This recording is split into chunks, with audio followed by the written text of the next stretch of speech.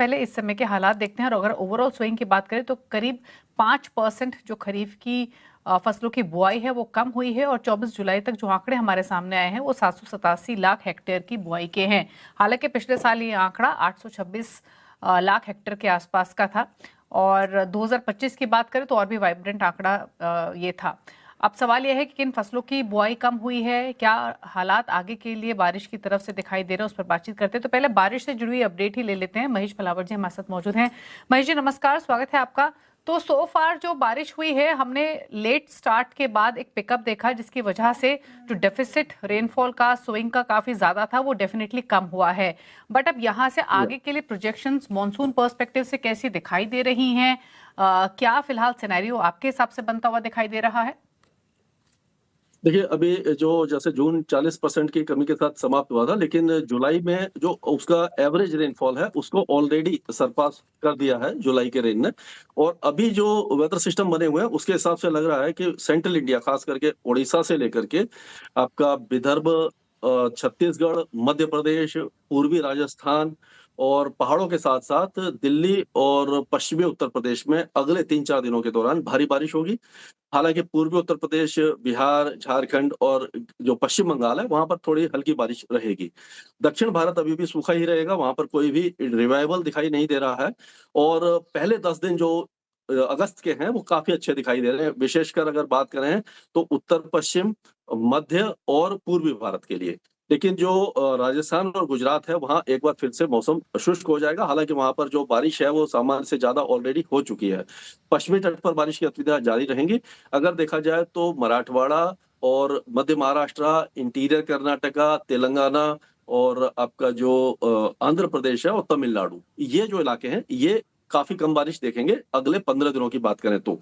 और उसके बाद क्योंकि अल नीनो अब ऑलरेडी बन चुका है और ज़्यादा स्ट्रॉन्ग होता जा रहा है, तो जो जितने भी प्रेडिक्शन है वो ये लग रहा है कि अभी तक 2015 और 16 में जो अल नीनो का जो आंकड़ा था, उससे भी ज़्यादा स्ट्रॉन्ग अल नीनो बनेगा। लेकिन अच्छी बात ये है कि अभी तक उसका कोई खास असर दिखाई नहीं दे रहा, तो कुल मिलाकर के कहा जा सकता है कि ये जो मानसून है, वो सेकंड हाफ ऑफ अगस्त में हो सकता है ब्रेक मानसून थोड़ा बहुत देखने को मिले। और उसके बाद अच्छी बात ये है कि इंडियन ओशन डाइपोल थोड़ा-सा पॉजिटिव हो रहा है सेकंड हाफ में, अगस्त के और सितंबर में। 1.2 डिग्री के आसपास उसका टेम्परेचर आ जाएगा। तो जब भी पॉजिटिव इंडियन ओशन डाइपोल होता है, तो अल नीनो के इम्पैक्ट को कुछ हद तक वो कम कर देता है। तो इसीलिए हमने जो 94% बोला था, उसको हमने रिवाइव नहीं किया है। हालाँकि मानसून उससे थोड़ा-सा कम हो सकता है, लेकिन अभी भी हमें पूरी तरह से सूखे की उम्मीद दिखाई नहीं दे रही। जी। ओके। अच्छा, आपने जैसे समझाया महेश जी कि जो रेनफॉल है काफी स्कैटर्ड रह सकती है, कुछ रीजन्स में ज्यादा बारिश जी। अगले कुछ दिनों के लिए और कहीं पर सूखा। थंडर स्टॉर्म, फ्लैश फ्लडिंग की भी बातचीत हो रही है जो एमडी ने वार्न किया है। कौन कौन से रीजन ज्यादा इंपैक्टेड हो सकते हैं?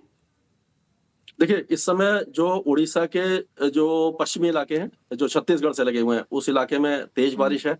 और विशेषकर देखा जाए तो विदर्भ, नागपुर, अकोला, वाशिम, भंडारा, गोंडिया, गढ़चिरौली, ये इलाके और पूरा छत्तीसगढ़ और मध्य प्रदेश के ज़्यादातर इलाके फ्लैश फ्लड देख सकते हैं, क्योंकि यहाँ पर जो डिप्रेशन है, डीप डिप्रेशन, वो इसी के आसपास जा रहा है। तो अगले 2 से 3 दिनों के दौरान यहाँ पर फ्लैश फ्लड और heavy thunderstorm, heavy rain, 200 millimetre के रेंज में कुछ इलाकों में बारिश हो सकती है। और अगर पूर्वी राजस्थान की बात करें तो वहाँ मॉडरेट टू हेवी रेन होगी 24 घंटे के बाद। दिल्ली से लेकर के पंजाब, हरियाणा और पश्चिमी उत्तर प्रदेश में बारिश जो है वो बहुत ज़्यादा नहीं होगी, लेकिन ऑरेंज अलर्ट की सिचुएशन बन जाएगी। और बादल फटने की जैसी घटनाएँ हो सकता है कि हिमाचल और उत्तराखंड में अगले 2-3 दिनों के दौरान दिखाई दे जाए। तो कुल मिलाकर के हम कह सकते हैं कि सेंट्रल इंडिया सबसे ज़्यादा इम्पैक्ट होगा। जी। अच्छा। महेश जी, क्योंकि आप मॉनसून और एग्रीकल्चर करेक्शन को भी बखूबी समझते हैं, हालांकि देवेंद्र जी हमारे साथ मौजूद हैं, उनसे इन डिटेल समझेंगे कि कहाँ पे डेफिसिट कितना कम और हो सकता है। बट सो फार अच्छी बात यह है कि जो डेफिसिट 15-20% तक था वो कम होकर ओवरऑल स्विंग का, खरीफ स्विंग का 5% तक रह गया है। ये भी फुलफिल होने की एक्सपेक्टेशंस है क्या, कंसिडरिंग जिस तरीके की चाल till second week of August है उसके बाद रहने की एक्सपेक्टेशंस हैं? देखिए, अभी जितना भी इलाका है, जैसे मैंने बताया कि पूर्वी भारत से लेकर के बिहार, झारखंड, पश्चिम बंगाल, उड़ीसा से लेकर के ये राजस्थान तक बारिश होगी। गुजरात में ऑलरेडी बहुत ज़्यादा बारिश हो गई है। महाराष्ट्र के उत्तरी इलाकों में बारिश होगी। लेकिन जो साउथ, जो इंटीरियर पेनिनसुला है, वहाँ पर जो अभी प्रॉब्लम आ सकती है। तो ये मुझे पता नहीं कि वहाँ पर अभी स्विंग हुई है कि नहीं। तो ये जो इलाके हैं, जैसे मैंने बताया तेलंगाना, इंटीरियर कर्नाटका, आंध्र प्रदेश और तमिलनाडु, यहाँ पर बारिश कमी होगी और बिहार में भी और पूर्वी उत्तर प्रदेश में कुछ कम हो सकती है, लेकिन नॉर्मल के आसपास अगले कुछ दिनों में जारी रहेगी। लेकिन ओवरऑल इंटेंसिटी जो है थोड़ी-सी कम रह सकती है। तो इन इलाकों में हो सकता है कि स्विंग अगर नहीं हुई है, तो दिक्कत आ हम्म सकती है।